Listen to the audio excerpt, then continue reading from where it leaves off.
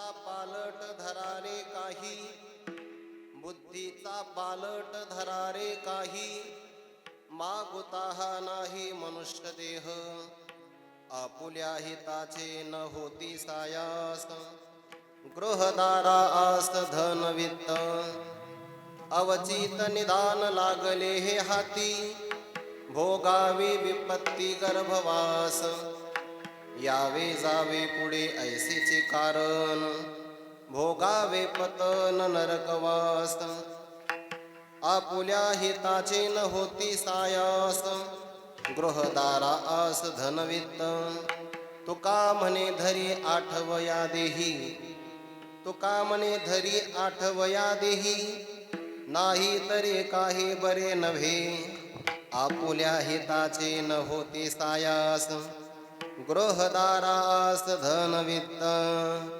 नमो ज्ञानेश्वरा, नमो ज्ञानेश्वरा, नमो ज्ञानेश्वरा, नमो ज्ञानेश्वरा, नमो ज्ञानेश्वरा, नमो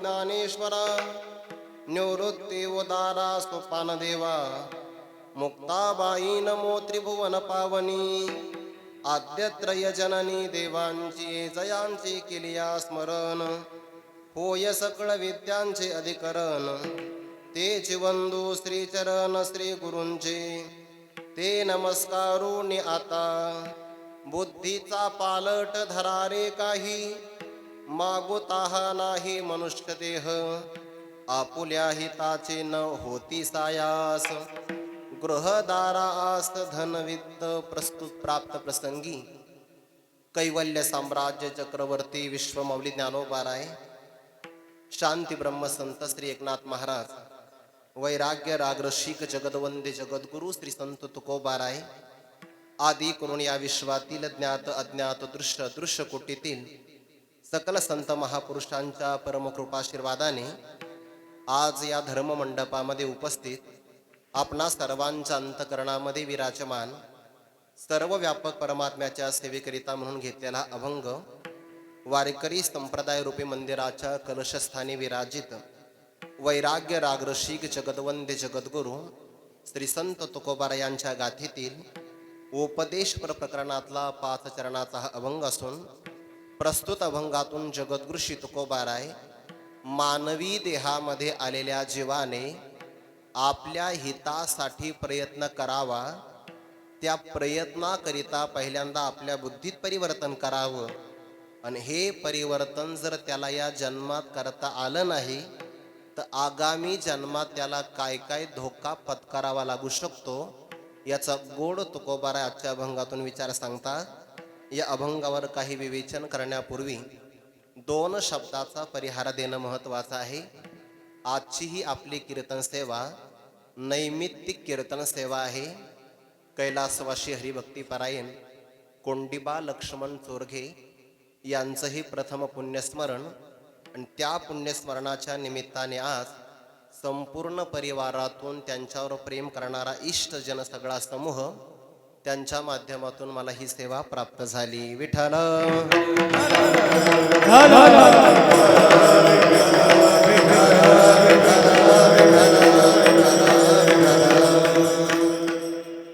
आपली भारतीय संस्कृती आपल्या पूर्वजांनी केलेल्या उपकाराचं स्मरण करणारी संस्कृती आहे. केलेल्या उपकाराचं स्मरण जो ठेवतो त्याला कृतज्ञ म्हणतात, आणि जो उपकाराला विसरून जातो त्याला कृतज्ञ म्हणतात. आपल्या भारतीय संस्कृतीमध्ये आपल्या पूर्वजांनी केलेले उपकार स्मरण करावे, आणि त्या निमित्ताने आपण पितरांच्या निमित्ताने अनेक प्रकारचे विधी कार्यक्रम पार पाडत असतो. त्यापैकी हा प्रथम पुण्यस्मरणाचा पर्वकाळ आहे. काही पर्वकाळ मानवी जीवनामध्ये 60 वर्षानंतर एकदा येतात. आपल्याकडे प्रत्येक वर्षाचं नाव वेगळं आहे. गुढी पाडव्याला जे वर्ष सुरू झालं त्या वर्षाचं नाव आहे पराभव नाम संवत्सर. असे आपल्या भारतीय हिंदू पंचांगामध्ये 60 वर्षाची 60 नावं आहेत. आणि त्या 60 वर्षा नावाच्या भाऊंना फक्त एकच बहीण आहे. तिचं नाव आहे कपिलाष्ठी. म्हणून 60 वर्षानंतर कपिलाष्टी एकदाच येते. एखादा 5 वर्षाचा जर विद्यार्थी असेल आणि जर 5व्या वर्षात कपिलाष्टी आली तर भविष्यात जेव्हा तो ज्येष्ठ नागरिक होईल तेव्हा त्याच्या जीवनात 65 वर्षामध्ये एखादी कपिलाष्टी परत येऊ शकते. पण बुवा एखादा 55 वर्षामध्ये आहे आणि पहिल्यांदाच कपिलाष्टी आली तर भविष्य काळात आता मागोता येईल फेरा, हे तो न घडे या नगरा, परत कपिलाष्टी येईल असं मात्र काही सांगता येत नाही. विठाला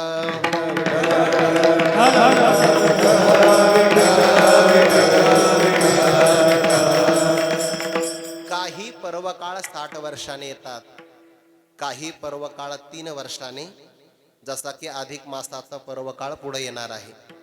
काही पर्वकाळ वर्षाने येतात, काही पर्वकाळ 15 दिवसातून येतात. पर्वकाळ द्वादशी दिले सामोग्री आम्हासी. आई वडिलांचा अंतिम काळ जेव्हा होतो तो पर्वकाळ पुण्यवान जर असेल तरच त्या पुत्राच्या जीवनामध्ये एकदाच येतो आणि भाग्यवान असेल तरच सापडतो. विठाला विठाला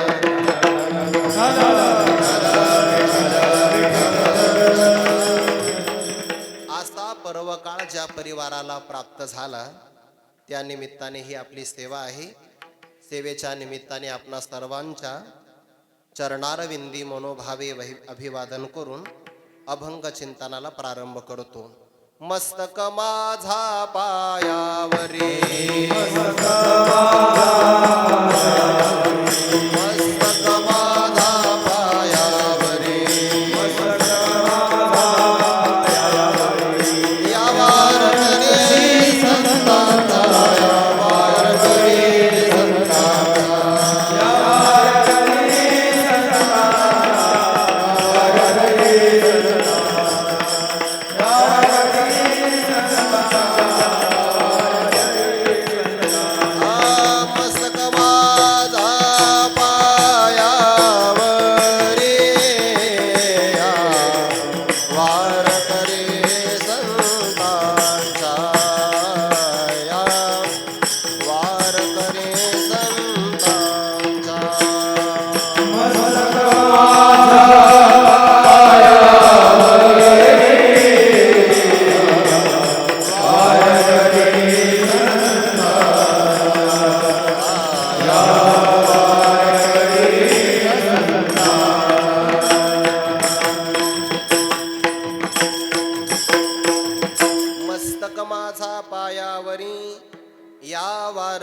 संतांच्या सर्वांच्या चरणारविंदी मनोभावे अभिवादन करून अभंग चिंतनाला प्रारंभ करूया.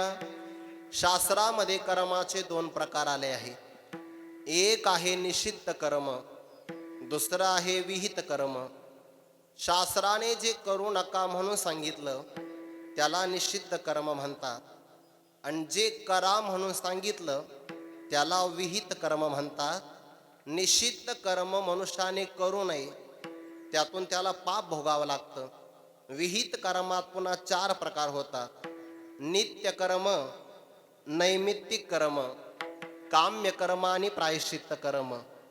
विशिष्ट फलाकरता जे केलं जातं त्याला काम्य कर्म म्हणतात.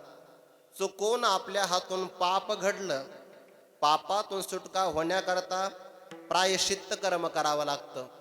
आणि शास्त्राच्या आज्ञेनुसार सकाळ दुपार सायंकाळ आपल्या मनाने नाही बरं, सकाळ सायं प्रातर मध्यान्नी जे का करणीय प्रतिदिनी, परिदृष्टी जैसी लोचनी अधिक नोहे, शास्त्राची ज्याला आज्ञा आहे असं सकाळ दुपार सायंकाळ जे कर्म केलं जातं ते दररोज करावं लागतं, त्याला नित्य कर्म असं म्हणतात. आणि नित्य कर्माला विशिष्ट निमित्त मिळालं की त्यालाच आपण नैमित्तिक कर्म म्हणतो. नैमित्तिक कर्मामध्ये सुद्धा ज्ञानोबाराय 2-3 निमित्त सांगतात. आणि सोम सूर्य ग्रहणे एवोनी करविते पार्वणे, का माता पितर मरणे अंकितचे दिवस, अथवा तिथी हन पावे, हे ऐसे से पडे जे करावे, ते कर्म जाणावे नैमित्तिक गा. ज्ञानोबाराय त्या नैमित्तिक कर्मात सुद्धा 2 प्रकार सांगतात. प्रासंगिक पद्धतीने येणार नैमित्तिक कर्म आणि तिथीनुसार येणार नैमित्तिक कर्म. चंद्राला सूर्याला ग्रहण प्राप्त झालं तर हे निमित्त आहे. या निमित्तामध्ये आपण दररोज जे कर्म करतो, स्नान असेल, देवपूजा असेल, तुळशीला पाणी घालणं असेल, ज्ञानेश्वरी सारख्या ग्रंथाचं वाचन असेल, हे आपलं नित्य कर्म आहे.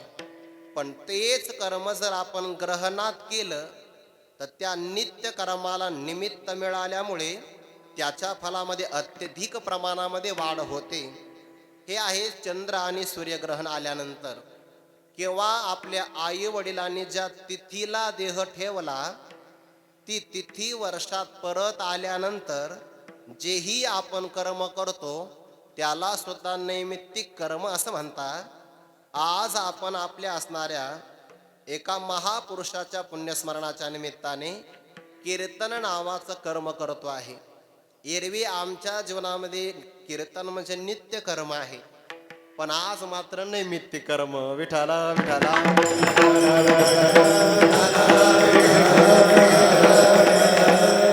चंद्र आणि सूर्यग्रहण असेल, आई वडिलांच्या मृत्यूच्या पश्चात जी तिथी अंकित झाली त्या दिवसाला आपण कर्म करतो, त्याला नैमित्तिक कर्म असं म्हणतात. आणि अकस्मात कोणत्याही प्रकारचा संदेश न देता, पूर्वकल्पना मेसेज न करता जो तिथी न पाहता आपल्या घरी येतो त्याला भारतीय संस्कृतीमध्ये अतिथी म्हणतात. बरं, पाहुणा वेगळा आहे आणि अतिथी मात्र वेगळा आहे.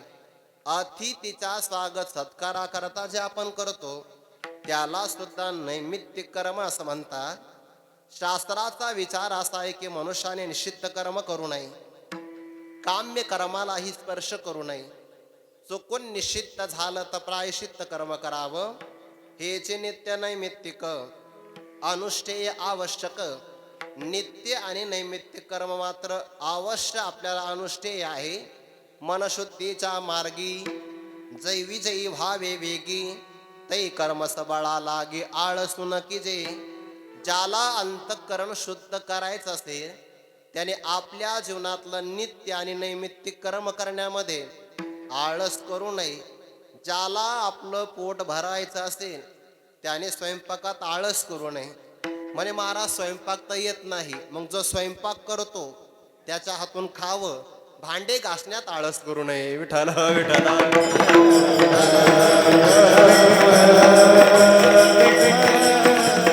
ज्याला चांगला स्वयंपाक भक्षण करायचं असेल अग्नीचा कंटाळा मानू नये. ज्याला कपडे स्वच्छ करायचे असेल त्याने धोब्याचं असणारं सौंदर्य नावाचं भांड त्याला मलिन मानू नये. ज्याला अग्नीचं शुद्धीकरण करायचं असेल त्याने अग्नीच्या उष्णतेचा उबग मानू नये. तसं ज्याला अंतःकरण शुद्ध करायचं असेल त्याने आपल्या जीवनातलं नित्य आणि नैमित्तिक कर्म करण्यामध्ये आळस करू नये. आणि हे आज आपलं कीर्तन नैमित्तिक स्वरूपाचं आहे. नित्य कर्मापेक्षा नैमित्तिक कर्माला अत्यधिक प्रमाणामध्ये फळ मिळतं. जसं की ज्ञानोबा उदाहरण देतात, एरवी एखादा बगीचा सुंदरच असतो, पण वसंत आला की शोभा वाढते. एखादी व्यक्ती सुंदरच असते दिसायला, पण तारुण्य आलं की सौंदर्य खुलतं. तसं नित्य कर्माला फल आहेच, पण निमित्त मिळालं की त्याच्या फळामध्ये वाढ होते. म्हणून आपल्या वडिलांच्या पुण्यस्मरणाच्या निमित्ताने केलं जाणारं हे कर्म इतर कीर्तनात सुद्धा आध्यात्मिक लाभ आहेच, पण त्या लाभापेक्षा आज नैमित्तिक कर्म असल्यामुळे जास्त लाभ आहे. विठ्ठल विठ्ठल.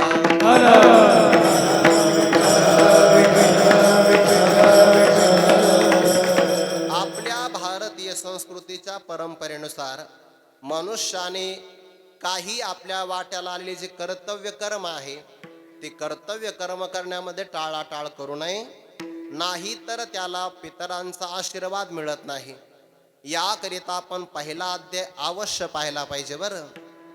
तरी पितर कैसेने स्वर्गे वसते, ज्या कुळामध्ये नैमित्तिक क्रिया ठाके, नित्यादी क्रिया ठाके, नैमित्तिक पारुखे, तेथ कवना तिळोदके कवन अर्पी. हा पहिल्या अध्यायामध्ये विचार आला. ज्या कुळामध्ये नित्य कर्म होत नाही, नैमित्तिक कर्म बंद पडतं आणि त्या पुण्याचा पुरवठा पितरांना न झाल्यामुळे स्वर्गामध्ये त्यांना बहुत काळ राहता येत नाही. तरी पितर काय करीते, कैसेने स्वर्गे वसती. म्हणून त्या पितरांचं अधपतन होऊ नये, त्यांना नित्य वर्धिष्णू ऊर्ध्वगती मिळावी, याकरिता आपल्याकडे भाद्रपद महिन्यामध्ये पितृपक्ष तिथी आपण करतो. त्याचं कारणच हे आहे. विठ्ठल विठ्ठल.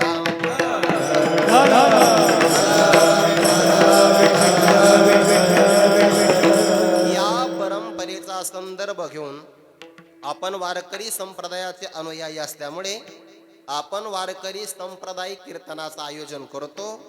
या निमित्ताने आपल्याला पारमार्थिक जागृती मिळावी. आपणही आपल्या जीवनामध्ये जोपर्यंत मनुष्य देहाचं आयुष्य आहे तोपर्यंत पारमार्थिक हिताकरता अग्रेसर व्हावं, याकरिता जगद्गुरु तुकोबारांचा 5 चरणाचा अभंग आपल्या समोर ठेवला आहे. प्रस्तुत अभंगातून जगद्गुरु श्री तुकोबार आहे मानवी देहामध्ये जो आलेला आहे. बाबा थोडस आता तुमचे नियम असल्यामुळे तुम्हाला आग्रह नाही करता येणार, थोडं अंतर त्यांच्याजवळ जास्त कोणी बसा ना. विठ्ठल विठ्ठल.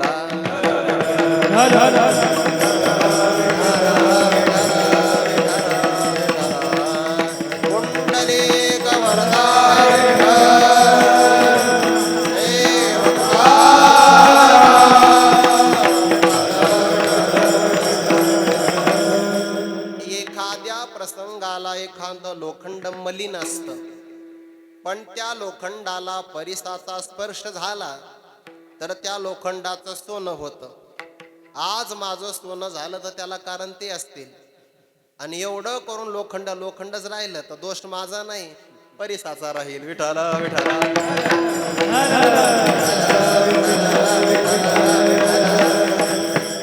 आदरणीय महेश महाराज कीर्तनाला आले, त्यांच्याही चरणी अभिवादन करतो. नित्य नैमित्तिक कर्म साधकांनी चुकवू नये. आपण वारकरी असल्यामुळे कीर्तनाचं आयोजन आहे. प्रस्तुत अभंगातून जगद्गुरु श्री तुकोबार आहे मानवी देहामध्ये आलेल्या जीवाला जोपर्यंत मनुष्य देहाचं आयुष्य त्याच्या हातामध्ये आहे तोपर्यंत त्याने आपल्या हितासाठी कृती करावी. ज्याला आपल्या कृतीमध्ये बदल व्हावासा वाटतो त्याने पहिल्या आपल्या बुद्धीमध्ये परिवर्तन करावं, असा गोड तुकोबार आजच्या अभंगातून आपल्याला उपदेश करता. परिवर्तन हे जीवनामध्ये आवश्यक आहे. बदल हा सृष्टीचा सामान्य नियम आहे. विठ्ठल विठ्ठल.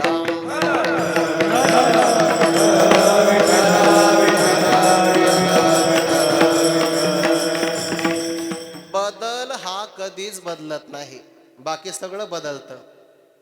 सगळ्या गोष्टीमध्ये बदल आहे, पण बदलात मात्र बदल नाही. बदल हा कायमचा आहे. परिवर्तन हे झालं पाहिजे.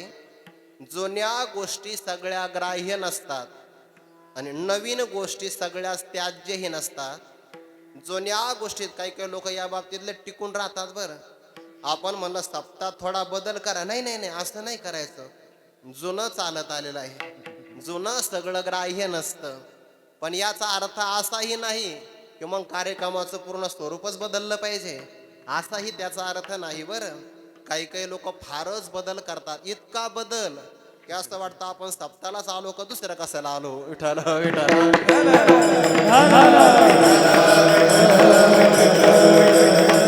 परिवर्तन हे आवश्यक आहे, पण त्या बदलाचे घटक मात्र 2 आहे. एक बदल परिस्थितीचा आहे आणि एक बदल मनस्थितीचा आहे. व्यवहारामध्ये जो बदल केला जातो तो परिस्थितीचा आहे आणि परमार्थामध्ये जो बदल होतो तो मनस्थितीचा आहे. मग मनुष्याने परिस्थिती बदलावी का आपली मनस्थिती बदलावी? तर याचं उत्तर असं आहे, परिस्थिती ही सगळी प्रारब्धावर अवलंबून आहे. आपण कितीही बदलाचा प्रयत्न केला तरी प्रारब्ध एवढं बलवान असतं, त्याच्यात आपल्याला बदल करता येत नाही. बरं, बदलच करता येत नाही असं नाही, पण अपेक्षित मात्र बदल करता येत नाही. करता आला असता तर पंचदशिकाराने शब्द वापरला नसता. अवश्यम भावी भावानां प्रतिकारो भवेद् यदि तदा दुःखैर्न लिप्पेरन नलराम युधिष्ठिरः. जे अवश्यम भावी आहे त्याच्यात जर प्रतिकार करता आला असता तर नल राजा प्रभू रामचंद्र आणि धर्मराजा युधिष्ठिर हे कधीही विपन्न अवस्थेला प्राप्त झाले नसते. परिस्थिती इतकी प्रबळ असते तिथं प्रारब्धाचंच मानावं लागतं. नल राजाला विपत्ती भोगावी लागली. ज्या मुहूर्तावर आपल्याला राज्यपदावर बसायचं आहे त्याच मुहूर्तावर आपल्याला वनवासामध्ये जावं लागलं. प्रतिकार मात्र करता येत नाही.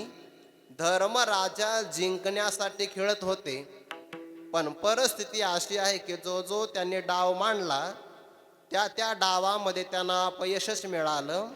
परिस्थिती प्रबळ असल्यामुळे प्रारब्ध त्याच्यामध्ये कार्यकारी असतं, तिथं आपला बदल चालत नाही. म्हणून शहाण्या मनुष्याने परिस्थिती बदलण्यापेक्षा आपली मनस्थितीच बदलली पाहिजे.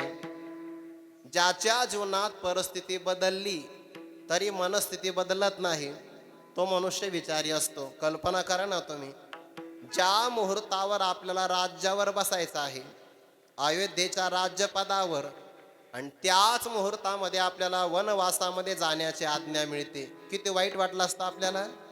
अहो, इथं एखादा मनुष्य जर पहिल्या पंक्तीला बसला, पहिल्या पंक्तीला, आणि एखादा जर सन्माननीय व्यक्ती आला मोठा गावातला आणि तो फक्त एवढंच म्हणाला की तुम्ही ना थोडंसं जागा द्या आणि दुसऱ्या पंक्तीला बसा, तो जो अट्टहास करून बसलेला आहे, प्रचंड राग येतो त्याला ज्येष्ठाचा. तो म्हणतो, अहो, जसं एसटी मध्ये जागा मिळण्याकरता आम्ही धडपड करतो तसं मी पहिल्या पंक्तीला बसण्यासाठी 11:45 येतो. विठ्ठल विठ्ठल.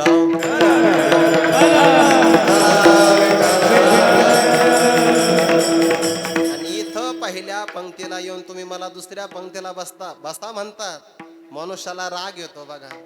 राज्य पदावर बसायचं आहे, वनवासातलं राज्य मिळालं, प्रभूच्या जीवनातली परिस्थिती बदलली, पण चेहऱ्यावरची असणारी प्रसन्नता अजिबात नाही बदलली, कारण मनस्थिती प्रबळ होती. म्हणून बदल आवश्यक आहे. विठ्ठल.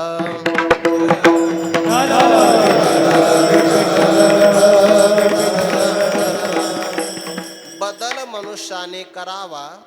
काही बदल आपल्या हातात आहे, काही बदल मात्र आपल्या हातामध्ये नाही. आपल्याकडे बाह्य परिस्थिती आपण नाही बदलू शकत. उदाहरण सांगू का? जगात बदल करणं आपल्या हातात अजिबात नाही, पण आपल्यात बदल करणं निश्चित आपल्या हातात आहे. उद्धरेदात्मनात्मानं नात्मानम वसादयेत आत्मैव ह्यात्मनो बंधुरात्मैव रिपुरात्मनः. आपुली आपण करा सोडवना.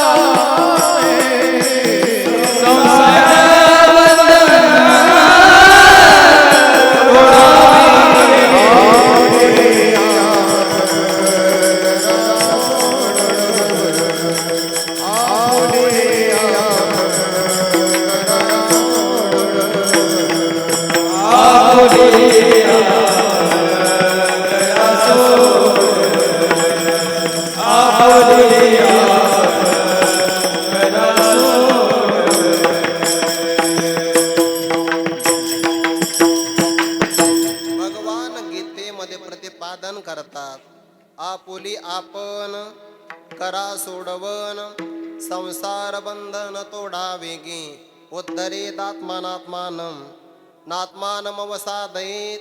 आपण आपल्यामध्ये बदल करू शकतो, जगात आपण बदल करू शकत नाही.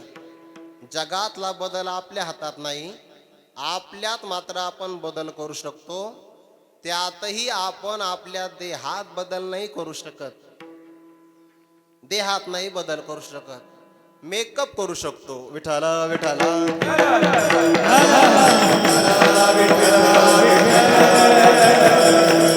किंवा हल्लीच्या काळात प्लास्टिक सर्जरी करू शकतो.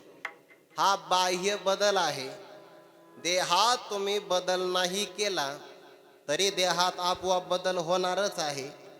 देहाचे विकार शास्त्रामध्ये 6 सांगितले.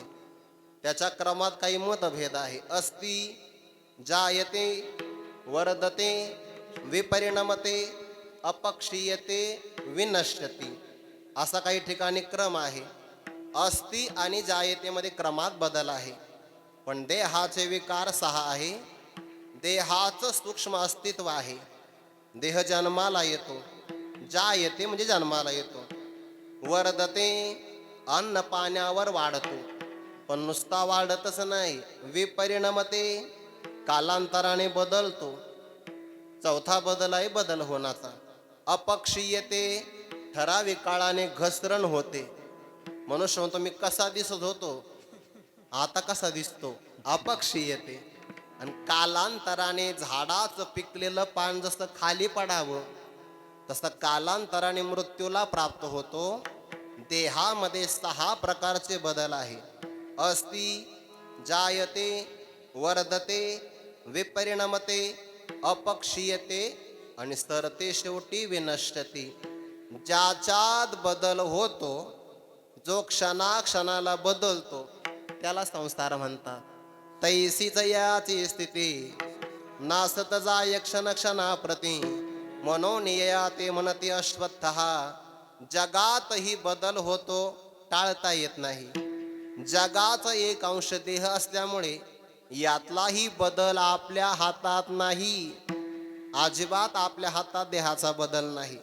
असं कोणीच म्हणू शकत नाही की मी माझं तारुण्य कायम टिकवून ठेवीन. अजिबात नाही. काही माणसं म्हणतात बघा, त्यांचं वय थोडं झुकलेलं आहे पण ते मनाने तरुण आहे. अरे कसं काय? शरीर जर झुकलेलं असेल तर त्याच्यामध्ये मन सुद्धा क्षीण होऊन जातं. म्हणून स्थूल देहाचा बदल आपल्या हातात नाही, पण एक बदल मात्र आपल्या हातात आहे. बुद्धीचा पालट धरा रे काही, बुद्धीचा पालट धरा रे काही, बुद्धीचा पालट धरा रे काही, बुद्धीचा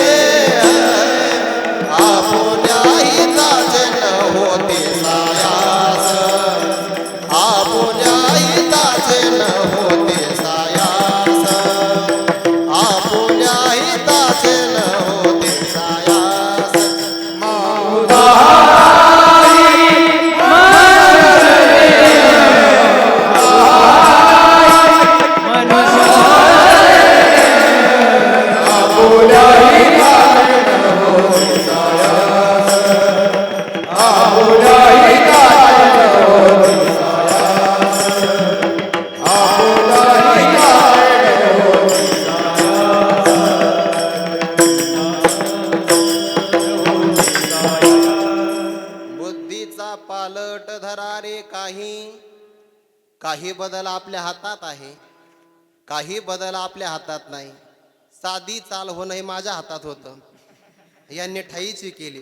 पहिल्या चरणात पालट विठाला विठाला.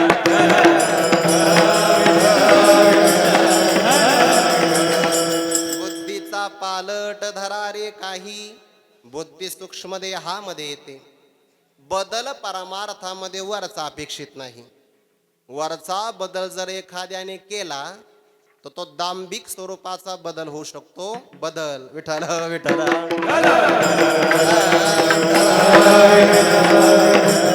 ज्ञानोबा ज्ञानेश्वरीमध्ये उदाहरण देतात. आता ज्ञानेश्वरीचा विचार जर केला आपण तर आपल्या कीर्तनात जिवंत दोन ज्ञानेश्वरी समोर आहे. एक आहे बाळकृष्ण महाराज, तुमचंही नाव आहे त्याच्यामध्ये, 3 आहे. आणि तिकडं आमचे सुदर्शन महाराज. ज्ञानोबा ज्ञानेश्वरीच्या 13व्या अध्यायामध्ये सांगतात, गारसे वाळे गुंडाळली, का निंबोळी जैसी पिकली, तैसी जयाची भली बाह्य क्रिया. गार गार असते ना, गार नदीच्या पात्रात असते किंवा एखादा दगड असतो, शेवाळ्याने गुंडाळी गेली असते. आपल्याला असं वाटतं दगडातून अंकुर आले, दगडात बदल झाला. बदल झाला तर दगडच कसा? दगडात बदल होत नाही. बरं, दगडात बदल होत नाही, ज्याच्यात बदल होत नाही तो विठाला विठाला.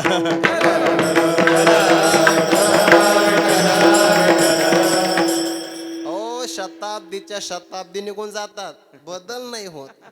कारण बदल वरच झालेला आहे, आत बदल होत नाही. आतला बदल महत्वाचा. गार शेवाळे गुंडाळली, का निंबोळी जैसी पिकली. अजून ते पीक यायचे. निंबोळी जेव्हा पिकते तेव्हा सुकाळ आपल्याला नाही.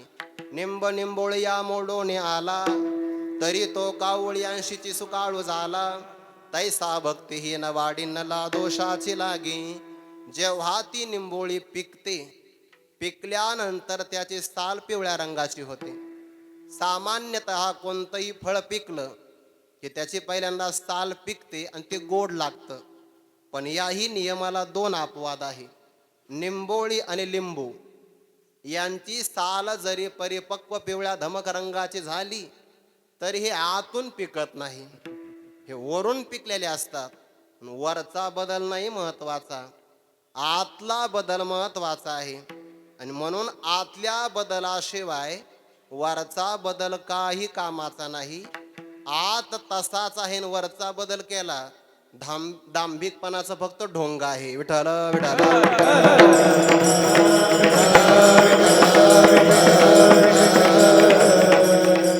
जानकी माता पंचवटीमध्ये राहत असताना अपहरण करायला कोण आला होता?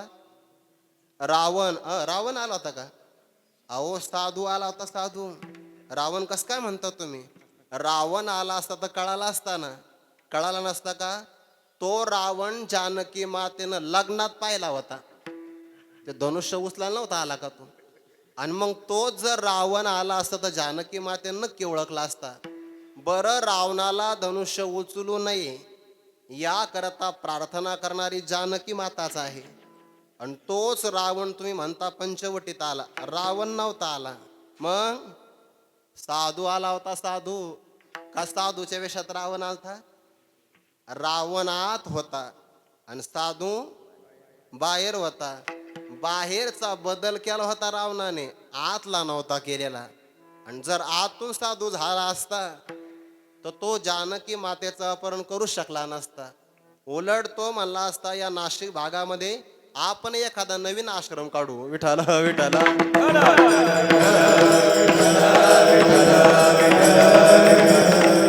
बाहेरचा बदल अपेक्षित नाही, त्याला दांभिकपणा म्हणतात. आसुरी संपत्तीत पहिला क्रमांक दांभिकपणाचा आहे. दंभोदरपोभिमानष्ट क्रोध पारुष्यमेवच. म्हणून बदल आत करायचा बुद्धीमध्ये. ज्ञान संपन्न असणारी बुद्धी आहे, सत्वगुणाचं कार्य आहे. त्या बुद्धीमध्ये प्रकार 2, एक सद्बुद्धी आणि दुसरी असणारी दुर्बुद्धी. त्यातही पुन्हा गुणसंबंधाने 3 प्रकार. एक तामसी बुद्धी, दुसरी राजसी बुद्धी, तिसरी सात्विक बुद्धी. बुद्धीचे सामान्य 2 प्रकार. गुण संबंधाने 3 प्रकार, व्यक्ती संबंधाने 4 प्रकार. पामराची बुद्धी जीवबुद्धी, नाही देहबुद्धी. विषयी पुरुषाची बुद्धी जीवबुद्धी. मुमुक्षुची असणारी आत्मबुद्धी. ब्रह्मवेत्या महापुरुषाची ब्रह्मबुद्धी. विठाला विठाला.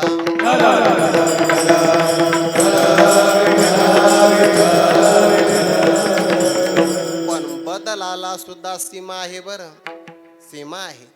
एक ठराविक मर्यादेपर्यंत बदलत जावं, पण शेवटचं टोक गाठलं की मग मात्र बदल करू नये.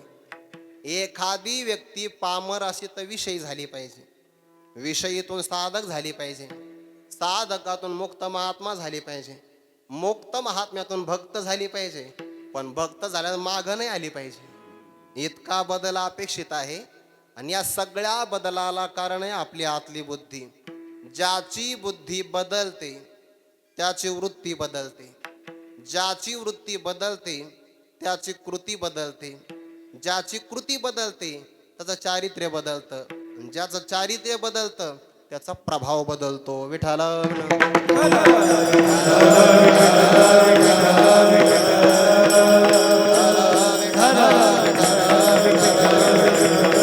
म्हणून देवाला तुकोबराय प्रार्थना करतात, काय हे स्थिर राहील बुद्धी, काही अरिष्ट न येईल की मधी, धरिले जाईल ती सिद्धी, शेवट तो कधी मज न कळे, तैसी दुर्लभ सद्बुद्धी, जिये परमात्माची अवधी, जैसा गंगेसे उदधी निरंतर, ईश्वराला विषय करणारी बुद्धी सद्बुद्धी आहे. स्वर्ग आणि संसार नरकाला घेऊन जाणारी बुद्धी दुर्बुद्धी आहे. म्हणून दुर्बुद्धी ते मना कदा अनुपजो नारायणा. म्हणून जीव संस्कार वशतः या देहात आला आहे, आणि या देहात आल्यानंतर पशुप्रमाणे वागत असेल तर मानवी देहामध्ये येऊन फायदा काय आहे. म्हणून तुकोबाराने काही लोकांचं वर्तन पाहिलं, हे फक्त आले मनुष्य देहामध्ये वागतात मात्र पशुप्रमाणे. काही पशूंचा भांडण करण्याचा स्वभाव आहे विनाकारण. काही नाही, आम्हाला बऱ्याचदा आश्रमात अनुभव येतो, काही नाही झाडावरून एखादा फक्त पान खाली पडतं, 20-20 कुत्रे पानावर धावतात. काही घेणं देणं नाही. भांडणं करणं, भुंकणं हा कोणा स्वभाव आहे सांगा ना, कोणा स्वभाव आहे. आणि काही काही माणसं तसंच करतात. विठ्ठल विठ्ठल. मानवी देहात आले तरी मागचे संस्कार मात्र सोडत नाही. म्हणून तुकोबारा त्यांना उपदेश करून आपल्यालाच करतात उपदेश. बुद्धीचा पालट धरा रे काहीतरी आपण बुद्धीचा बदल करा. मग बुद्धीचा बदल होतो कशा कशाने. पहिला बुद्धीचा बदल आहाराने होतो. आहार शुद्धो सत्वशुद्धी ही. सत्व म्हणजे बुद्धी, अंतःकरण. ज्याचा आहार बदलतो त्याची बुद्धी बदलते. प्रांत बदलला तरी बुद्धी बदलते बरं. गावाकडचे काही विद्यार्थी असतात, गावाकडे वेगळेच राहतात.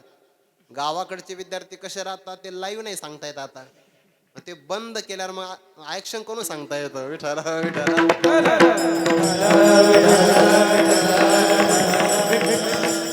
गावाकडचा विद्यार्थी मोकळ्या मनाने राहतो. आता कल्पना तुम्ही करा, पण तोच प्रांत बदलला जर चांगल्या शहरामध्ये आला, जर त्याला शिंक आली तो उपरणं काढतो, हात रुमाल काढतो, आणि बाहेर दुर्गंधी रोगराईचा प्रचार प्रसार होऊ नये म्हणून ते आपल्या खिशात ठेवतो. बदल. विठाला विठाला.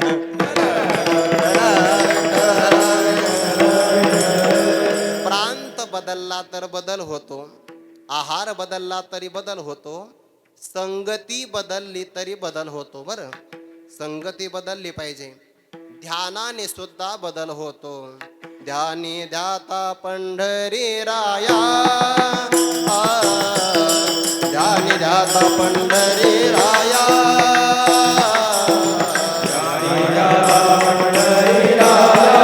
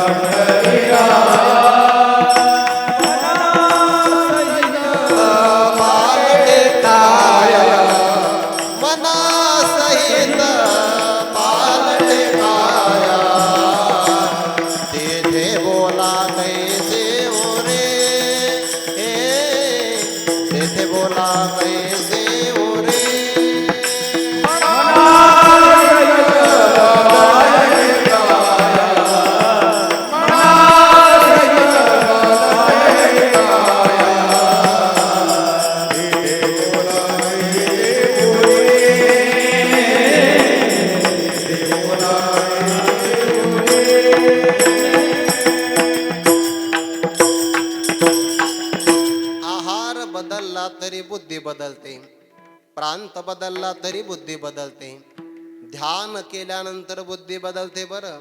स्नेहात भयात द्वेषात वापी याती तत्तत्स्वरूपता. श्रीमद भागवतातला विचार आहे. आदरणीय महेश महाराजांची कथा चालू आहे. विठाला ह विठाला. त्यांची एक कथा मी ऐकली, ऑनलाईन कथा ऐकली बरं तुमची. ध्यानी ध्याता पंढरी राया, मनासहित पालटे काया. शरीरही बदलतं आणि मनही बदलतं. ध्यानाचा परिणाम आहे किंवा देवाने ज्याला आपलं दर्शन दाखवलं तोही बदलतो. दावी तुका म्हणे देव जापना, दावी तुका म्हणे देव जापना.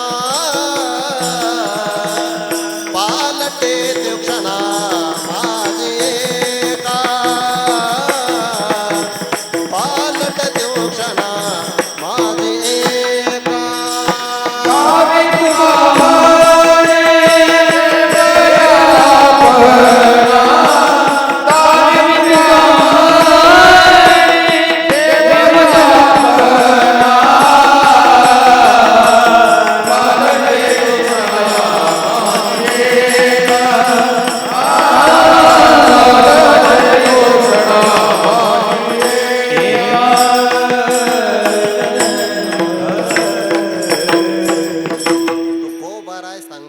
दावी तुका म्हणे देवजा आपणा, पालट तो क्षणा माझी एका क्षणात पालटतो.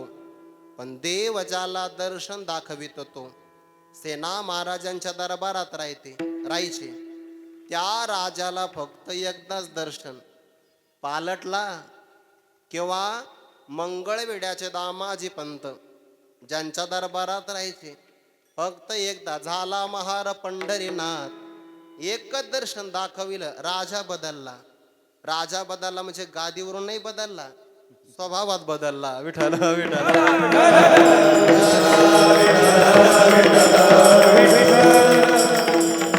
काही बदल परमार्थातले आहे, सगळे बदल. आहार बदल, प्रांत बदल, त्याच्यानंतर असणारा ध्यानाचा साधनेचा बदल, देव दर्शन साक्षात्काराचा बदल. आणि काही बदल वयाने होतो. गाढवाचे ताने पालटते, तेही बदलतं ना. पण ते बदलल्यानंतर मग ते सुरुवातीला लय गोंडच दिसतं, पण जसं त्याचं वय वाढतं तसं ते आपला स्वभाव प्रगट करतं. आणि मग लोक म्हणतात हे खरं गाढव आहे. विठ्ठल विठ्ठल.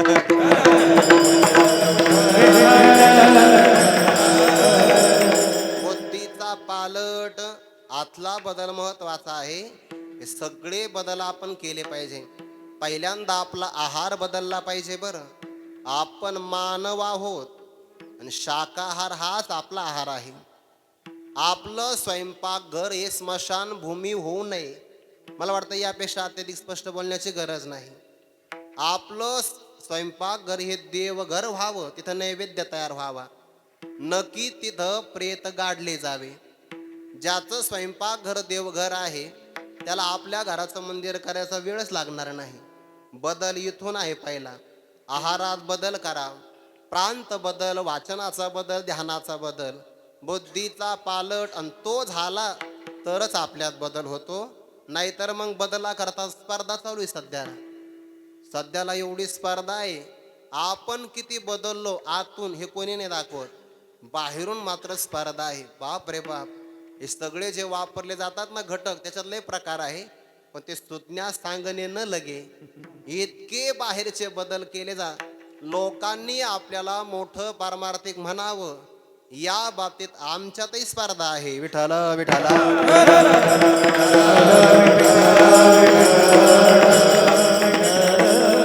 पण गुरुवारी राऊत बाबा तीक्ष्ण भाषेमध्ये सांगत असतात.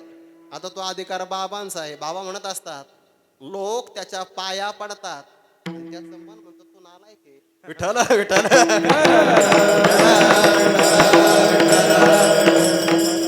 बदल आपला स्वसंवेद्य महाराज, ते ज्याचं त्याला कळत असतं. बदल होतोय. उदाहरण सांगतो. ते मीराबाई राजकुमारी, एक स्वयंपाक आपलं स्वच्छता करणारी एक आजीबाई तिथं राहायची. ती एकदा आपल्या मुलाला सोबत घेऊन आली. आल्यानंतर त्याने मीराबाईंचं सौंदर्य पाहिलं. एकतर साधनेचं सौंदर्य, त्यातही पुन्हा तपाचं सौंदर्य, निर्विकार मनाचं सौंदर्य आणि भक्तीचं तेज आत प्रगट झालेलं. त्याने आईला सांगितलं, मला लग्न करायचं तर हिच्याशीच, मी लग्नच नाही करणार, नाही तर मी तसाच मरेल. आईचं अंतःकरण, आई म्हणे, बाळा तू बरं झालं घरात म्हणला, राजवाड्यात जर म्हणला असता तर आपले तुकडे तुकडे त्या बाकीच्या लोकांना खाऊ घातले, लोकांना मी पशुपक्षाला खाऊ घातले असते. इथंच बोलला बरं झालं, भिंतीच्या बाहेर बोलत जाऊ नको, असं बऱ्याच गोष्टी कॉल रेकॉर्डिंग होत असतात, बोलत जाऊ नको. बरं झालं तू इथंच बोलला, असं बोलत जाऊ नको बाहेर. अरे मीराबाईंची अवस्था कुठं, सांपत्तिक परिस्थिती काय, आपल्याला त्याने कामावर ठेवलं म्हणून आपलं भागतंय. नाही म्हणे मला लग्न करायचं. आई चिंताक्रांत झाली, चेहरा सुकला. दुसऱ्या दिवशी कर्तव्यावर रुजू झाली, पण चेहरा पडलेला. संत असतात ते. संत मीराबाईने विचारलं, आई दररोजच्या प्रमाणे तुम्ही काही प्रसन्न नाही, म्हण काय सांगू तुम्हाला, सांगा म्हणे मनात काय आहे, मोकळ्या मनाने सांगा.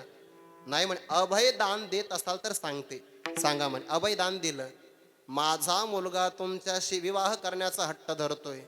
मीराबाई म्हणले काय हरकत नाही. मग त्या आजीनं ते वाक्य ऐकलं, स्वतःला पुन्हा तपासून पाहिलं.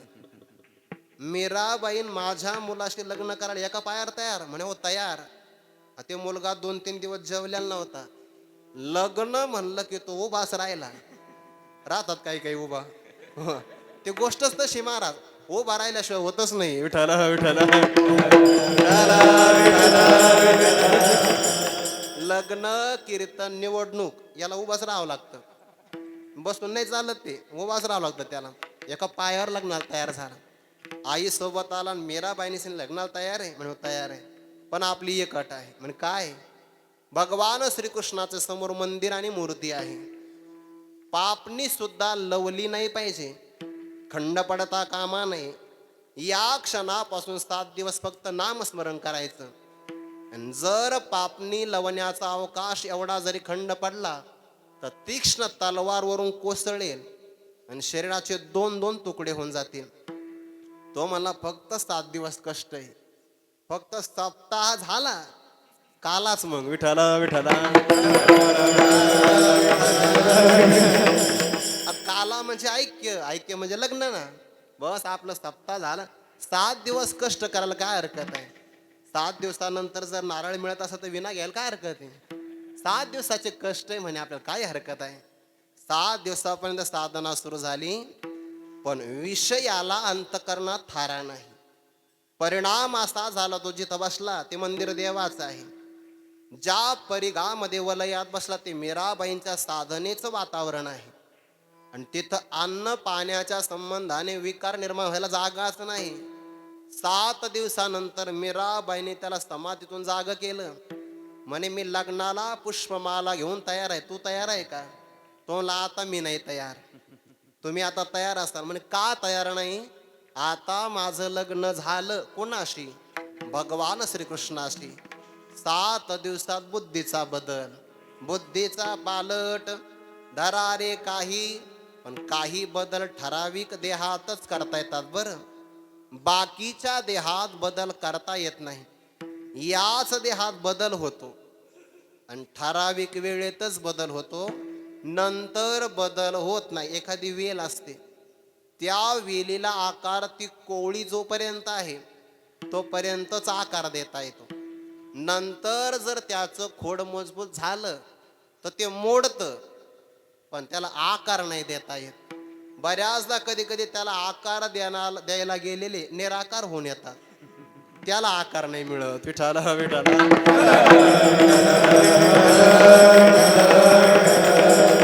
बुद्धीचा बदल फक्त मनुष्य देहात करता येतो. मागुता नाही मनुष्य देह, आणि पुन्हा एकदा गेलेला मनुष्य देह मिळणार नाही.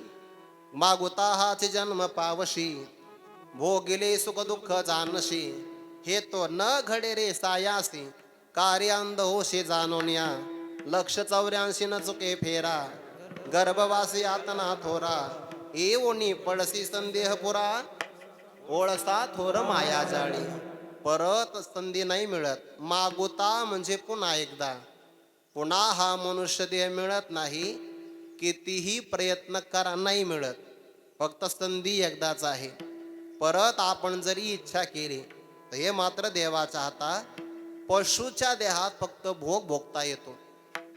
फक्त पशु काय पाप पुण्य जाणती, उत्तम मध्यम भोग भोगीती, एवढंच आहे. पण बदल नाही करता येत. असं कधी झालं का?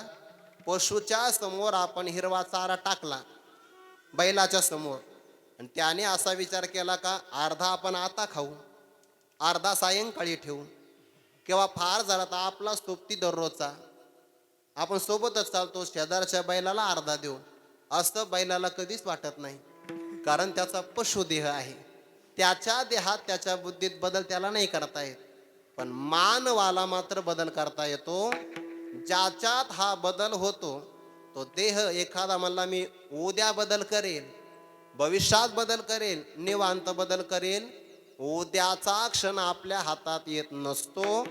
वर्तमानामध्ये जो जगतो तोच खऱ्या अर्थाने जगतो.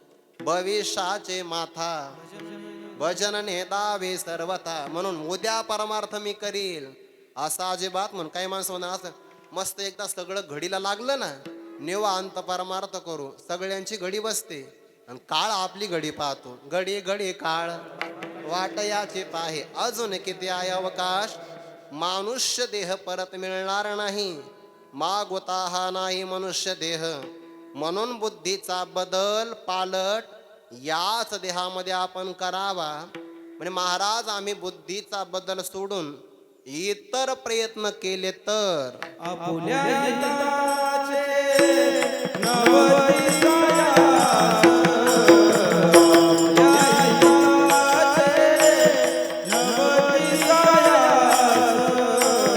आपुल्या हिताचे नवदिसायास,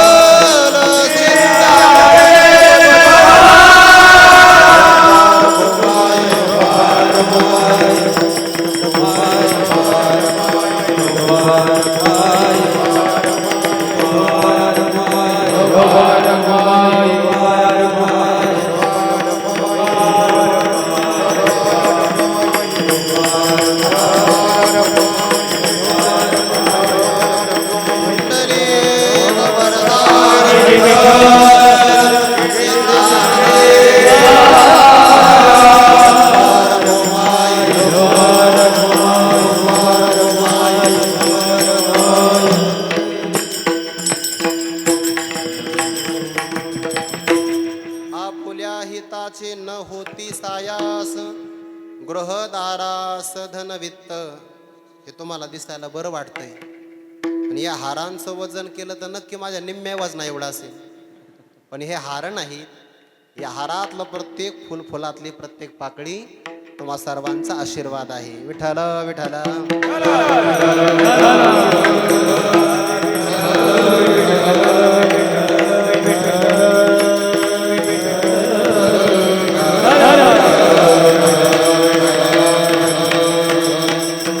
आंतरिक बदल महत्वाचा, बुद्धीचा पालट धरा रे काही.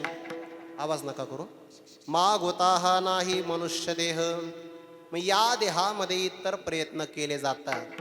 ज्ञानोबा एकच प्रमाण देतात आपल्याला, सायास करीशी प्रपंची दिननिशी. सगळे प्रयत्न प्रपंचात करतात.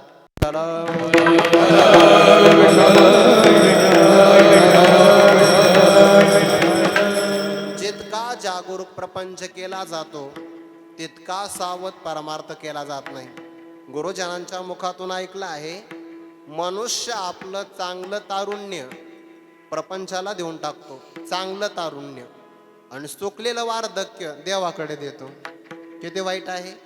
मनुष्याने तारुण्य परमार्थाला दिलं पाहिजे, म्हणजे वार्धक्य अवस्था आनंदात व्यतीत होते. नाहीतर वृद्धपणी प्रवर्तले चिंता, हात कपाळाला लावून पैसे, असं जर वाटू नये असं वाटत असेल तर आपलं तारुण्य परमार्थात दिलं पाहिजे. तरणा भाग्यवंत नटे हरे कीर्तनात. त्या हिताचे दोन प्रकार, एक आहे लौकिक हित, दुसरं आहे अलौकिक हित. व्यावहारिक हित आहे आणि एक पारमार्थिक हित आहे. हित नाही ठावे जननी जनका, तर तिथं अर्थ असा करायचा, जननी जनका पारमार्थिक हित ठावे नव्हे. नाहीतर व्यावहारिक हित त्यांना कळतं ना, मुला बाळाला चांगलं शिकवितात ते, म्हणजे व्यावहारिक हित त्यांना ठाऊक आहे, पण पारमार्थिक हित मात्र त्यांना माहिती नाही. मग ते हित कोणाला माहिती? संताला माहिती. हिता हित देखते हानी कन वाघे पते, पोसो निश्चिन हरती देते सुख, किंवा अहितापासून काढिते, हेत देवने वाढविते, नाही का श्रुती परोती माऊली जगा.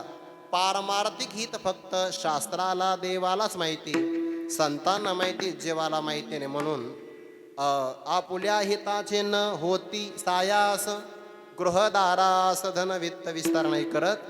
नरदेह कसा आहे? नरदेह निदान लागले हाती, उत्तम सार उत्तम गती, देवची होईन म्हणती ते होती, तरी का चित्ते न धरावेन. तुकोबर आक्षेप अर्थाने विचारतात. बरं, सार्थ गाथीत तिसऱ्या चरणाचा आक्षेप प्रश्नार्थक अर्थ विचारला आहे. अवचित निदान लागले हे हाती. हे निदान आपल्या हाताला लागलं असताना सुद्धा जर आपल्याला गर्भवास विपत्ती भोगावी लागत असेल तर याचा काय फायदा आहे? आपण विपत्ती भोगावी का? अर्थात भोगू नये. ठीक आहे, एखादा मनुष्य द्रव्याच्या अभावी उपवासी राहत असेल तर समजू शकतो आपण, कारण त्याच्याकडे द्रव्यच नाही. द्रव्य नसल्यामुळे उपवासी राहू शकतो. पण एखाद्याकडे द्रव्य आहे आणि मग उपवासी राहत असेल तर विचार करण्यासारखी गोष्ट आहे. तसं स्वर्गातल्या देवाला, नरकातल्या लोकाला, जीवाला नरदेह प्राप्त नाही तर त्यांना विपत्ती भोगावं लागत असं आपण समजू शकतो. पण मनुष्य देहामध्ये आलेला आहे आणि हे निधान हातामध्ये असताना सुद्धा जर त्याला गर्भवासाची विपत्ती भोगावी लागत असेल तर ती गोष्ट विचारणीय आहे. विचारणीय आहे, पण त्याच्या दृष्टिकोनातून अविचारणीय आहे. विठ्ठल विठ्ठल.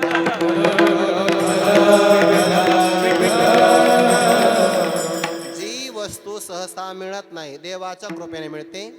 उदाहरण आपण सर्व गुरुजनांच्या मुखातून ऐकलं आहे. एक आंधळा घाटावर बसायचा आणि तो जाणारा येणाऱ्या लोकांना भीक मागायचा, पण त्याची भीक मागण्याची हातवटी काही वेगळी होते. ते वर्तमान काळामध्ये काहीतरी असं नवीन दाखवावं लागतं, नवीन दाखवावं लागतं. जुनं असेल तर कोणी लाईक सुद्धा नाही करत महाराज, असं नवीन. आणि हे रील जे आहे ना, रील करणारे यांची मरमर काय आहे? नवीन आलं पाहिजे. विठ्ठल विठ्ठल.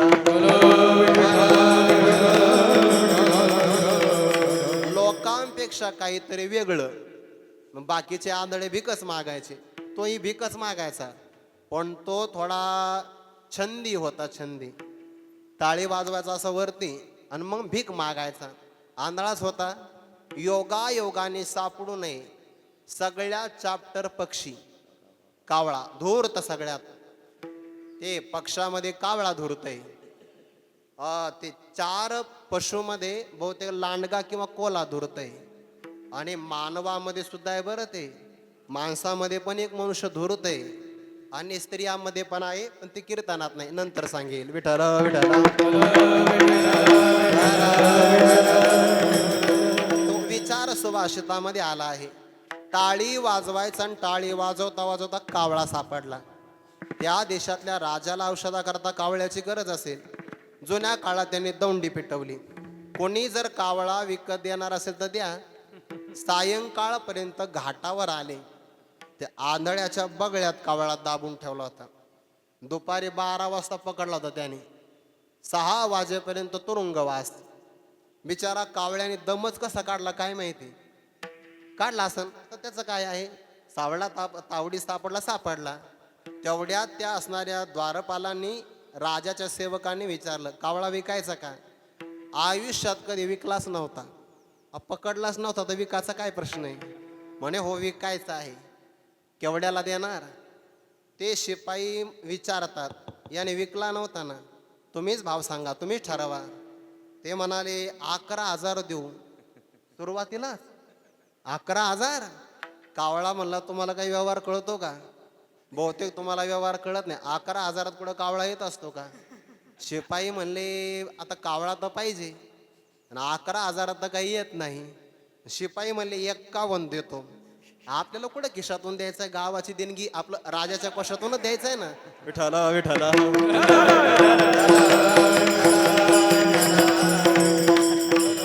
51 देतो, 51. तो मला चालते वा, 51 मध्ये मी येत नसतो. शिपाई म्हणले आता कसा तरी कावळा सापडलाय, जाऊ द्या, जे होईल ते होईल, भाव ठरवूनच घेऊ, जे होईल ते होईल, सप्ता पडता कामा नाही अवघडे. ते म्हणले मग 1 लाख देतो. कावळा म्हणला आंधळा म्हणला एका कावळ्याला 1 लाख मिळतात. आता जर आणखीन 1 पकडला आणि बँकेमध्ये जर फिक्स डिपॉझिट केलं, महाराज व्याजावर भागेल आपलं, व्याजावर. असं जुन्या काळातलं 2 लाख. तो मला कावळा पकडायला काय कठीण आहे. पहिला कावळा बगलेत होता. तो मला अजून त्याच्यासोबत एक कावळा घेऊन जा, लाखाला ठरलेलाच आहे. आणि पहिला कावळा बगलेत आहे. दुसरा कावळा पकडण्याकरता गाणं म्हणतो आणि वर टाळी वाजवतो. आता बगलेतला कावळा म्हणजे काय कीर्तनातला श्रोता आहे वय? काही काही माणसं नाही का मोबाईल आला की उठून जातात, कायमचे काही बसत नाही. कीर्तनात उठून नाही गेलं पाहिजे, देवाचा तो अवमान आहे. पण आपल्याला कोणी सांगणार हे? तो कावळा मात्र स्थितप्रज्ञ नव्हता. जसा हात वरती गेला तसं कावळ्याने उड्डाण केलं, उड्डाण. आता हा बगलेतला कावळा निघून गेला. आणि टाळी वाजवताना ते कावळा एवढा सामान्य लागला का परत सापडायला? परत कावळा सापडणार नाही. आता टाळी वाजवता वाजवता कावळा मेला तरी कावळा येणार नाही. आला तर दशक्रियेलाच, मध्यंतरी काही कावळा येऊ शकत नाही. जसा कावळा हातामध्ये येणार नाही तसं अवचित निधान लागले हे हाती. आणि असं असताना भोगावी विपत्ती गर्भवास. तर हे मात्र विचारणीय गोष्ट आहे. मनुष्य देहाचा आश्रय जर तुटला तर यावे जावे पुढे, ऐसेचे कारण भोगावे पतन नरकवास. पहिल्यांदा गर्भवास आला बरं, तर त्या गर्भवासामध्ये कल्पना करा मानवी देह, पण नरकवासामध्ये याही पेक्षा अधोगती. असंच पुन्हा पुन्हा जन्माला यावं लागेल आणि पुन्हा पुन्हा मरावं लागेल. म्हणून तुका म्हणे धरी आठवया देही, नाही तरी काही बरे नव्हे. म्हणून या देहामध्ये भगवान परमात्म्याची आपल्याला प्राप्ती व्हावी असं याच देहामध्ये स्मरण ठेव. आणि जसं स्मरण ठेवलं तशी गती प्राप्त होते. भगवंताने गीतेच्या 8व्या अध्यायामध्ये विचार सांगितला. भक्तराज अर्जुनाने काही प्रश्न विचारले 8व्या अध्यायाच्या प्रारंभाला. अध्याय 8वा आहे, प्रश्न मात्र 7 विचारले. त्यापैकी सप्त प्रश्न 7व्या क्रमांकाचा प्रश्न महत्वाचा. प्रयाण काले च कथम ज्ञेयोसी नियतात्मभी.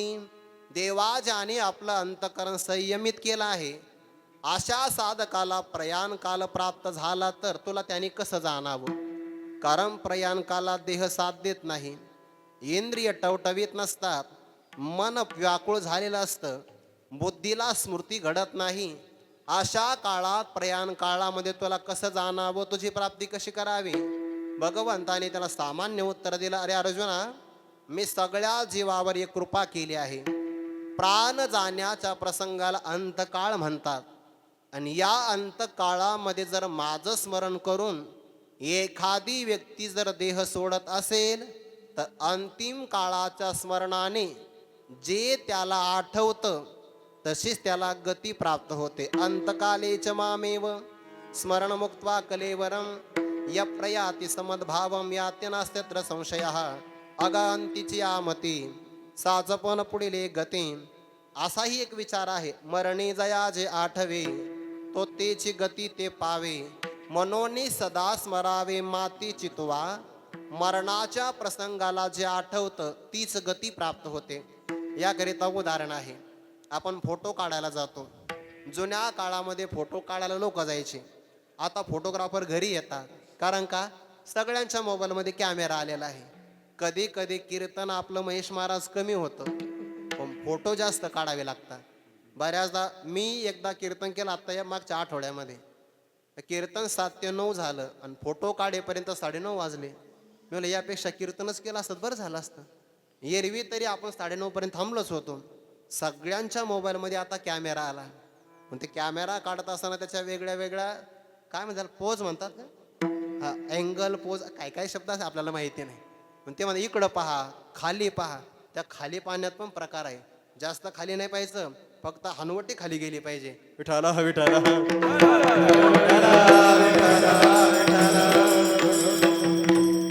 लग्नाला उशीर करणारे फक्त कॅमेऱ्यावाले, बाकी काही नाही. म्हणा स्टेजवर चढताना हा घ्या उजवा पाऊल, फोटो काढ, तसंच थांबा. मग आता उजवा पाऊल काढताना एक फोटो, हा डावा पाय, अरे मुहूर्त गेला आणि टळून. त्या सगळ्यात जास्त उशीर करतात कॅमेऱ्यावाले. आणि त्यांचं बिल ओळखू येत नाही बरं.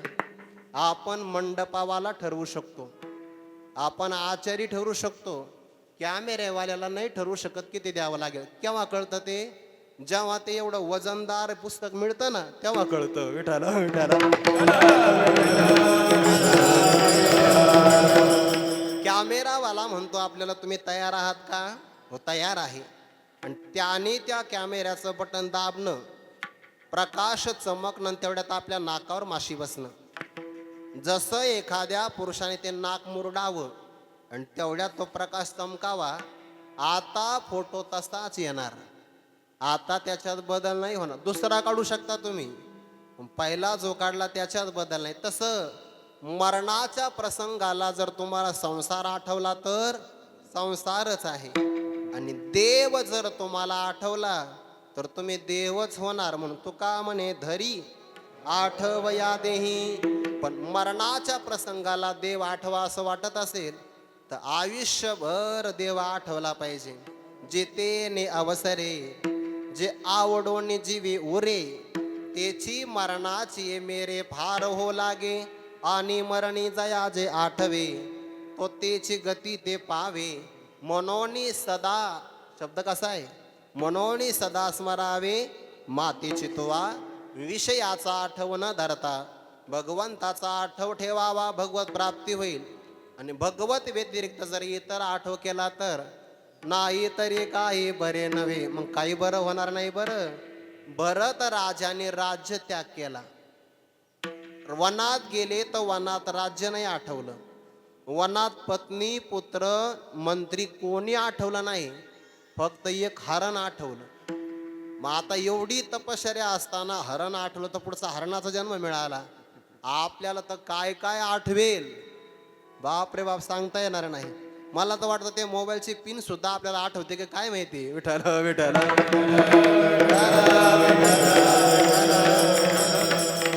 नाही तरी काही बरे नाही. अरे भरतांना जर जन्म दुसरा मिळाला, आपल्याला काय मिळणार नाही. आपुल्या हिताचे न होते सायास, गृहदारास धनवित्त. म्हणून बुद्धीचा बदल करून मानवी देहामध्ये आपल्या हिताकरता पारमार्थ हिताकरता आपण प्रयत्न करावे. या निमित्ताने कैलासवासी हरिभक्तीपरायण श्री कोंडीबा लक्ष्मण चोरगे यांच्या प्रथम पुण्यस्मरणाच्या निमित्ताने या संपूर्ण परिवाराने या सेवेचं आयोजन केलं. विलास भाऊ धोंडीबा चोरगे हे त्यांचे पुतणे आहेत. त्यानंतर त्यांच्या धर्मपत्नी शकुंतलाबाई चोरगे, त्यांच्या असणाऱ्या भगिनी पारुताई प्रभू खैरे, त्यांचे असणारे 2 सुपुत्र, एक निलेश भाऊ अंकुश भाऊ, त्यांचे असणारे पुन्हा नातू तिघेजण. प्रथमेश भाऊ आहे, हा आमचा एक लाडका देवांश आहे. आणि त्यानंतर आपल्या भागामध्ये स्वानंद सुखनिवासी गुरुनाम गुरु सद्गुरू जोग महाराजांच्या परंपरेतला एक साधकीय जीवन जगणारा वारकरी संप्रदायातल्या चिंतनाची योग्य दिशा ज्याला जन्मजातच आहे, अशा एका साधकाचा उदय झाला. ते आमचे उदय महाराज. आणि त्यांनी आपल्या अभ्यासाने आपल्या सगळ्यांच्या मनावर राज करावं, म्हणजे त्यांचं उदय राज हे नाव नक्की सार्थक होईल. आमच्या जीवनामध्ये आदरणीय महेश महाराज, जे अनेक साधक आमच्या जीवनामध्ये आले, मयूर महाराज, आणि जे आमच्यावर हक्क गाजवतात, त्यामध्ये एक शेखर महाराज आणि दुसरे मयूर आपलं हे उदय महाराज. हे सल्ले इतके भारी देतात आणि ते सल्ले मार्गदर्शन एवढं चांगलं करतात. पण मग आता ते ओचे लोक आणि उची पसंत, त्यांचे गरुड जे पाहिजे, कधी कधी ते मार्गदर्शन आम्हाला नाही जमत. त्यांना सगळे पदार्थ क्वालिटीचे लागतात. मग अगदी कपड्यापासून तर मोबाईलपर्यंत. मी तिथंच थांबतो. कधी कधी असं वाटतं की त्यांचं मार्गदर्शन ऐकायला पाहिजे. आतापर्यंत प्रवीण भाऊ मी नाही ऐकलं, पण आता सचिन महाराजांच्या साक्षीनं वचन देऊ की भविष्यामध्ये त्यांनी आपल्याला काही मार्गदर्शन केलं तर आम्ही ते नक्की ऐकू.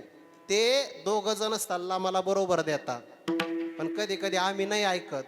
तर न ऐकल्यामुळं ते मला बोलत सुद्धा नाही. आणि मग आपण बऱ्याच दिवसानंतर विचारलं, हे का बोलत नाही बरं आपल्याला? ते तुम्हाला बोलायचंच कशाला, तुम्ही आमचं काही ऐकतच नाही. मग इथून पुढं तुमचं आम्ही ऐकत जाऊ. तुमचं प्रवचनही ऐकू, कीर्तन ऐकू आणि तुमचे सल्लेही ऐकू. या परिवाराचं एक भाग्य फार चांगलं आहे. उदय महाराजांचे पिताश्री आणि त्यांचे असणारे बंधू अंकुश भाऊ आणि निलेश भाऊ यांनी आपल्या जीवनातला, बरं का बाळकृष्ण महाराज, ओंकार महाराज आपण आहात, संदीप महाराज, यांनी आपल्या जीवनातला एक पर्व काळ खूप चांगल्या प्रकारचा साधला. नाथ महाराजांनी एक पर्व काळ सांगितला. मी सुरुवातीला बोलून गेलो, एक पर्व काळ 60 वर्षांनी येतो, कदाचित तो 2दा येऊ शकतो. काही पर्व काळ 3 वर्षांनी येतात, वर्षांनी येतात, 15 दिवसांनी येतात. पण एक पर्व काळ फक्त जन्मात एकदाच येतो. आणि तो पर्व काळ एवढा दुर्लभ आहे, म्हणावं लागतं दशरथ राजांच्या सुद्धा वाट्याला तो आला नाही. एकच पर्व काळ. बरं, पुरुषासी पर्व काळ, जन्मात जोडे एक वेळ, माता पित्याचा अंतकाळ, धर्माची वेळ अति पवित्र, हा पर्व काळ मागुता, पुरुषाशी नातोडे सर्वथा, श्रद्धेन धर्म करिता पवित्रता अक्षय.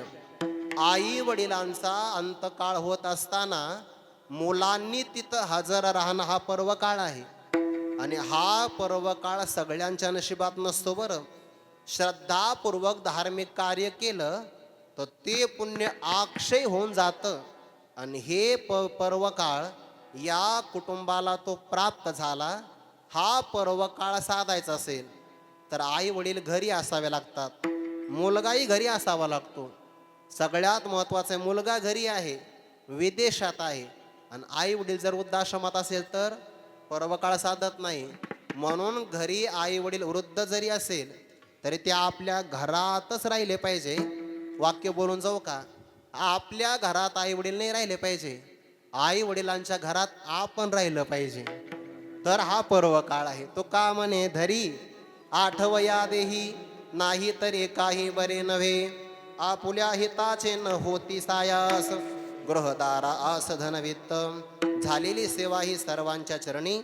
या संपूर्ण परिवार, त्यांचे नातेवाईक या कीर्तनाच्या निमित्ताने उदय महाराजांचं एक व्यक्तिमत्व जेवढं आकर्षक आहे की त्यांच्यावर प्रेम करणारे अनेक चांगले गुणीजन त्यांच्या एका शब्दावर एका कार्यक्रमाकरता आले.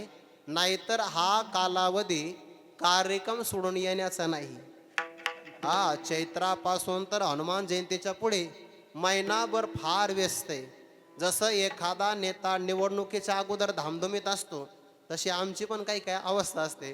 पण उदय महाराजांचं हे व्यक्तिमत्व एवढं वजनदार. असंच आपलं परस्परातलं प्रेम वर्षा काळी स्तरिता प्रतिपदेच्या चंद्राप्रमाणे वाढत राहो ही शुभकामना व्यक्त करतो.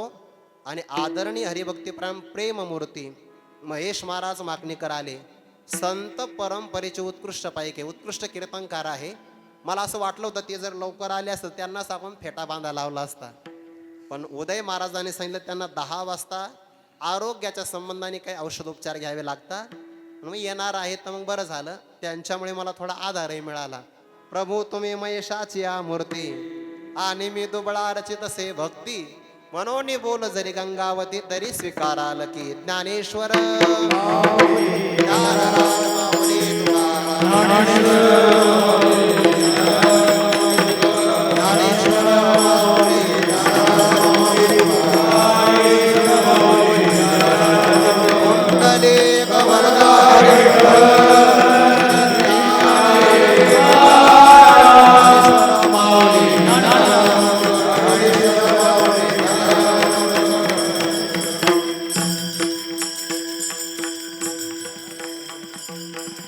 घ्या ना. आता एवढी मोठी मंडळी आली होती, जलद घ्या थोडी पण घ्या.